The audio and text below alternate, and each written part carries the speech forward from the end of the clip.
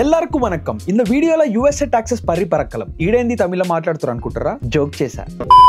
Okay, tax meaning ని simple words లో చెప్పాలంటే గవర్నమెంట్ కి కంపల్సరీగా మన ఇన్కమ్, ప్రాపర్టీ, గూడ్స్ కి ఉన్న వాల్యూని బట్టి కొంచెం అమౌంట్ ని పే చేయాలి. సో దాట్ గవర్నమెంట్ కి వచ్చిన ట్యాక్స్ ఇన్కమ్ అంతా defence, medical, infrastructure, security trades ఇట్లాంటి వాటిపైన ఖర్చు పెడుతుంది. మొత్తం ఒక సిస్టమాటిక్ ప్రాసెస్ లా రన్ అవుతుంది. ఈ ట్యాక్స్ సిస్టమ్ ఉంది కాబట్టి ఎవరి కంట్రీని వాళ్ళు డెవలప్ చేసుకోగలుగుతున్నారు. మాక్సిమం ప్రతి కంట్రీలో ఈ ట్యాక్స్ సిస్టమ్ ఉంటుంది.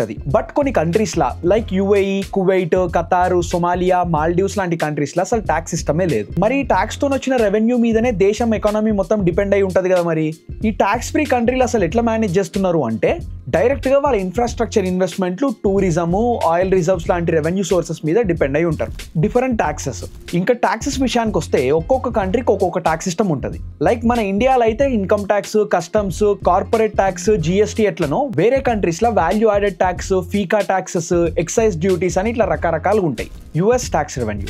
యుఎస్ లో ట్యాక్సెస్ ని కలెక్ట్ చేసే అఫీషియల్ ఏజెన్సీ పేరు ఐఆర్ఎస్, అంటే ఇంటర్నల్ రెవెన్యూ సర్వీసెస్. ఈ ఐఆర్ఎస్ అనేది యుఎస్ డిపార్ట్మెంట్ ఆఫ్ ట్రెజరీలో ఒక పార్ట్. ఇప్పుడు మనం US tax revenue and spending గురించి చూద్దాం. అంటే ఎవ్రీ ఇయర్ యుఎస్ గవర్నమెంట్ కి ట్యాక్సెస్ వల్ల ఎంత ఇన్కమ్ వస్తుంది అండ్ ఆ ఇన్కమ్ ని వీళ్ళు ఎట్లా స్పెండ్ చేస్తున్నారో చూద్దాం. ఈ మొత్తం ట్యాక్స్ రెవెన్యూలో 41.5% ఇండివిజువల్ ట్యాక్సెస్ ఉన్నాయి. అంటే ఇన్కమ్ ట్యాక్స్ ఇంకా ఇన్వెస్ట్మెంట్ ట్యాక్స్ అన్నట్టు. టోటల్ ట్యాక్స్ రెవెన్యూలో ఆల్మోస్ట్ హాఫ్ ఇండివిజువల్ ట్యాక్సెస్ నుంచి వచ్చిన ఇన్కమే. Second highest social insurance taxes.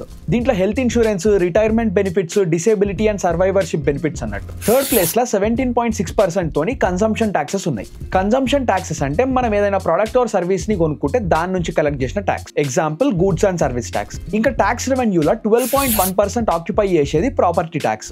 ఇది మీకు తెలిసిందే, like real estate, personal property tax. Remaining 3.9% ఏమో కార్పొరేట్ ట్యాక్సెస్. అంటే కార్పొరేట్ కంపెనీస్ ఏవైతే ఉన్నాయో వాళ్ళ ప్రాఫిటబుల్ ఇన్కమ్ నుంచి కొంచెం ఇక్కడ కార్పొరేట్ ట్యాక్స్ కింద పడుతుంది. సో ఈ ట్యాక్సెస్ అన్ని కలిపి ఎగ్జాంపుల్ లా లాస్ట్ ఇయర్ స్టాటిస్టిక్స్ నే తీసుకుంటే $4.4 trillion రెవెన్యూ వచ్చింది. మరి యుఎస్ కి ఇంత అమౌంట్ రెవెన్యూ వస్తుంది కదా, యుఎస్ ని ఇంతగానం డెవలప్ చేయడానికి ఈ ట్యాక్స్ అమౌంట్ సరిపోతుందా అని అడగొచ్చు. ఇక్కడ ట్యాక్స్ల మీద వచ్చిన రెవెన్యూ $4.4 trillion అయినా ట్యాక్స్ ఎక్స్పెండిచర్ అంటే ఖర్చు $6.13 trillion అయింది. అంటే సంపాదించిన దానికన్నా ఖర్చు పెట్టిందే ఎక్కువ. ఓన్లీ లాస్ట్ ఇయర్ మాత్రమే కాదు, ఎవ్రీ ఇయర్ మాక్సిమం కంట్రీస్ లో సిచ్యువేషన్ ఇదే. సో ఇప్పుడు ఈ స్పెండింగ్ క్రైటీరియా గురించి చూస్తే 23% స్పెండింగ్ ఏమో మొత్తం హెల్త్ కేర్ సిస్టమ్ పైన ఖర్చు అయింది. Like health insurance, medicine, hospitals ఇట్లా. 19% స్పెండింగ్ వచ్చేసి ఎడ్యుకేషన్ సిస్టమ్ పైన ఖర్చు అయింది. 17% ఏమో పెన్షన్స్ ఇంకా హ్యూమన్ కేర్ కోసం ఖర్చు అయిందంట. డిఫెన్స్ అండ్ వెల్ఫేర్ కి ఏమో 12% అండ్ 7%. ఇంకా వేరే ఖర్చులు like military, social security, infrastructure etcetera. Spending deficit. ఇందాక మనం డిస్కస్ చేసినట్టు ఇన్కమ్ కన్నా స్పెండింగ్ ఎక్కువైపోతుంది కదా. ఇది ఓన్లీ యుఎస్ లోనే అవుతుందా అంటే కాదు, అన్ని కంట్రీస్ ది సిచ్యువేషన్ ఇట్లనే ఉంటుంది. దీన్నే డెఫిసిట్ అంటారు. ఎగ్జాక్ట్ గా చెప్పాలంటే మన ఇన్కమ్ కన్నా ఎక్స్పెండిచర్ ఎక్కువైనప్పుడు డెఫిసిట్ స్టేజ్ లకు పోయి లోన్ అమౌంట్ అయినా లేకపోతే ఇంకేదైనా టైప్ ఆఫ్ ఫైనాన్షియల్ హెల్ప్ తోని ఎకనామీ ఇంకా టార్గెట్స్ ని మేనేజ్ చేస్తాం. ఇంతకు ముందు మనం చూసినట్టు ట్యాక్స్ రెవెన్యూలో almost half revenue individual taxes ఉన్నాయి. అంటే ఇండివిజువల్స్ కట్టే ఇన్కమ్ ట్యాక్స్ కి వెయిటేజ్ మస్తు ఎక్కువ ఉందన్నట్టు. Types of taxes in USA. US లో 2 రకాల ట్యాక్స్ సిస్టమ్స్ ఉన్నాయేమో. ఒకటేమో ఫెడరల్ ట్యాక్స్, ఇంకొకటేమో state tax. Federal tax rules and regulations ని అందరూ అండ్ అన్ని స్టేట్స్ ఫాలో కావాలి. బట్ స్టేట్ ట్యాక్స్ రూల్స్ ఏమో ఏ స్టేట్ ఆ స్టేట్ కు ఉంటాయి. యుఎస్ లో ఫెడరల్ రూల్స్ ప్రకారం స్టేట్ ట్యాక్స్ ని ఇంకా స్టేట్ ట్యాక్స్ రూల్స్ లని ఆ పర్టికులర్ స్టేట్స్ డిసైడ్ చేసుకుంటాయి. ఫర్ ఎగ్జాంపుల్ ఎక్కువ ట్యాక్స్ కలెక్ట్ చేసే స్టేట్స్ ఏంది అంటే California, New York, Minnesota, New Jersey, Vermont ఇట్లాంటివి. అండ్ తక్కువ ట్యాక్సెస్ ఉన్న స్టేట్లు ఏంది రాబాయ్ అంటే టెక్సాస్, ఫ్లోరిడా, అలాస్కా, వాషింగ్టన్ ఇట్లాంటివి. ఇట్లా 9 స్టేట్లకి అసలు స్టేట్ ఇన్కమ్ ట్యాక్స్ అనేది లేదు.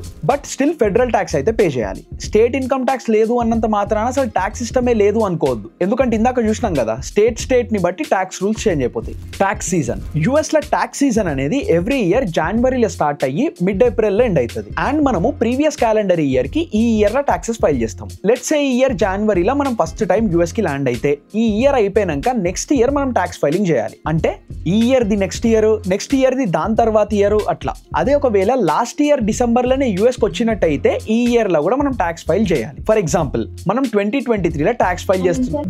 Alexa stop. ఫర్ ఎగ్జాంపుల్ మనం 2024 లో ట్యాక్స్ ఫైల్ చేస్తున్నాము అంటే మనం లాస్ట్ ఇయర్ జనవరి 1, 2023 నుండి డిసెంబర్ 31, 2023 వరకు ట్యాక్స్ ఫైల్ చేస్తున్నాం అన్నట్టు. మనకి ఎవ్రీ ఇయర్ ఫైల్ చేసే డెడ్ లైన్ మోస్ట్లీ ఏప్రిల్ 15 రోజు ఉంటుంది. బట్ ఏదైనా హాలిడేలు, వీకెండ్లు ఇట్లాంటివి ఏమైనా ఉంటే కొంచెం అటు ఇటు అవుతుంది. Goods taxes. మనం యూఎస్ కి రాగానే ఎక్కువ నోటీస్ చేసే డిఫరెన్స్ ఏంటి అంటే ట్యాక్స్ ఆన్ గూడ్స్. మనం షాపింగ్ కి పోయినప్పుడు అక్కడ ఒక ప్రైస్ ట్యాగ్ కనిపిస్తుంది. డైరెక్ట్ ఆ ప్రైస్ ఆ ర్యాక్ల మీద పెట్టేసి ఉంటుంది. మన ప్రోడక్ట్ మీద అసలు రేటే ఉండదు. సో ఏదైనా ప్రోడక్ట్ ని మనం తీసుకొని బిల్లింగ్ కౌంటర్ కి పోతే అక్కడ ప్రైస్ ట్యాగ్ రేట్ తో పాటు ఎక్స్ట్రా ట్యాక్స్ కూడా యాడ్ చేస్తారు. అంటే price plus tax total cost of the product అన్నట్టు. అఫీషియల్ గా మన ఇండియా లాగా ఎంఆర్పి ఇంక్లూడింగ్ ఆల్ ట్యాక్సెస్ అన్నట్టు ఉండదు. మంచి రూల్సే. ట్యాక్స్ రేట్స్ జనరల్ గా ఫెడరల్ ట్యాక్స్ రేట్స్ అనేవి మన ఇన్కమ్ లెవెల్ ని బట్టి కొన్ని రెగ్యులేషన్స్ ని బట్టి 10% నుంచి 37% వరకు డివైడ్ చేసి ఉంటాయి. Like for example $60,000 per year సంపాదించేటోనికి 10% ట్యాక్స్ ఉంటే 1,20,000 సంపాదించేటోనికి 19% ట్యాక్స్ అన్నట్టు. సో బేసిక్ గా ట్యాక్సెస్ అనేవి కంప్లీట్లీ సబ్జెక్టివ్ ఉంటాయి. అంటే స్టేట్ ని బట్టి ఇన్కమ్ ని బట్టి వేరీ అవుతూ ఉంటాయి. దీన్నే ట్యాక్స్ బ్రాకెట్స్ అని కూడా అంటారు. స్టేట్ ట్యాక్స్ ఈ రేట్ల గురించి మాట్లాడితే కొన్ని స్టేట్లు సేమ్ ఇట్లనే ప్రోగ్రెసివ్ ట్యాక్స్ బ్రాకెట్ సిస్టమ్ ని ఫాలో అవుతారు. కొన్ని స్టేట్స్ ఏమో అన్ని ఇన్కమ్ లెవెల్లకి ఫ్లాట్ ట్యాక్స్ రేట్ అన్నట్టు ఫాలో అవుతారు. కొన్ని స్టేట్స్ కి అయితే అసలు ఇన్కమ్ ట్యాక్సే ఉండదు.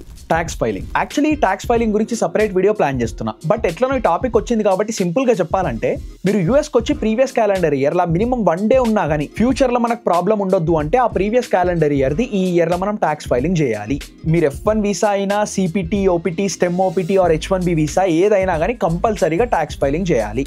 ఇందాక చెప్పినట్టు ఈ ట్యాక్స్ రేట్లు ఇంకా ఫైలింగ్ అనేది ఒక్కొక్క పర్సన్ ఒక్కొక్క లెక్క ఉంటుంది. యాక్చువల్లీ చాలా మందికి ఇదే కొంచెం కన్ఫ్యూజింగ్ ప్రాసెస్ అని చెప్పాలి. ఎందుకంటే స్టూడెంట్స్ కి డిఫరెంట్, జాబ్ హోల్డర్స్ కి డిఫరెంట్, మ్యారీడ్ కపుల్స్ కి డిఫరెంట్, ఫ్యామిలీస్ కి డిఫరెంట్, ఇట్లా మస్తు రకాల ఫాములు ఇంకా మస్తు రకాల ట్యాక్స్ ఫైలింగ్లు ఉంటాయి. బట్ భయపడాల్సిన అవసరం ఏం లేదు. కొన్ని టూల్స్ ఇంకా వెబ్సైట్స్ ని యూజ్ చేసుకొని ట్యాక్స్ ఫైలింగ్ ప్రాసెస్ ని మనం ఈజీ చేసుకోవచ్చు. మరి ట్యాక్స్ కట్టకపోతే ఏం ఆధారమావా అంటే ఫ్యూచర్ లో H1B కి కానీ లేకపోతే వీసా పెనాలిటీస్ లాంటి ప్రాబ్లమ్స్ కూడా రావచ్చు. ఈ వీడియోని మన టాక్సెస్ ఇన్ యూఎస్ఏ సిరీస్ లో ఫస్ట్ ఎపిసోడ్ అనుకోవచ్చు. ట్యాక్స్ ఫైలింగ్ గురించి నెక్స్ట్ వీడియోలో చూద్దాం. ఆ వీడియో అప్లోడ్ చేసినాక ఐ బటన్ ఇంకా కింద డిస్క్రిప్షన్ లో పెడతా, అవసరం పడితే చూడండి. సో అది కథ. అండ్ యా అంతే మరి. బాయ్.